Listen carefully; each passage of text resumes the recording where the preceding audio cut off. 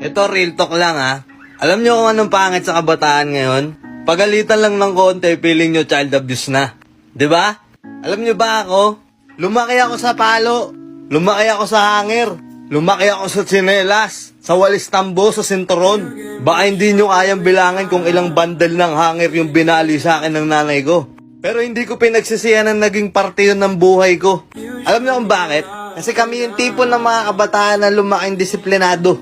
Kami rin yung tipo ng kabataan noon na mayroong respeto. Nakuha nyo? Eh yung ngayon wala eh. Konting kibet, sumbong sa tropa, ayoko na. Yung iba, pinapatolpo pa. Tapos yung iba, maglalayas. Putang, alam mo, kaya na nilang mabuhay mag-isa. Tapos pag naubos na yung perang kinupit nila sa nanay at tatay nila, pag wala na silang pera, di ba babalik ulit sila? Nakuha nyo? Lumuhod na ba kayo sa munggo? Naranasan nyo na ba na merong nagliliyab na kandila sa ilalim ng siko nyo habang may hawak kayong libro? Siyempre hindi! Kasi pagalitan lang kayo ng konti, feeling nyo child abuse na sa inyo yon.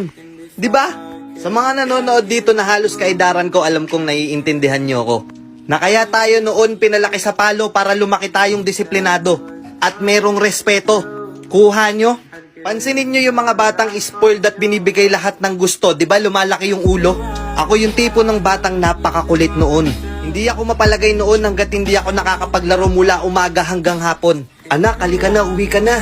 Maghapon ka na naman sa kalyen, punyeta ka. Yung tipong hindi pa lumalapat yung tsinela sa akin puwitan, sasabihin ko na kagad, ma, tama na ma. Di ba? Pero ngayon iba na. Yung mga bata ngayon feeling nila mas magaling pa sila. O di ba? Yung mga batang mas pinaniniwalaan pa nila yung kaibigan nila, pero pag napariwara sila, sisisihin nila yung magulang nila. Diba? Kung ikaw yung batang spoiled at laki sa layaw, para sa'yo to.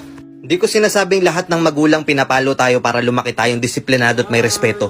Meron din talagang mga magulang na hindi ko alam kung anong trip nila at ginugulpi nila yung anak nila at bakit ganun yung kanilang trato.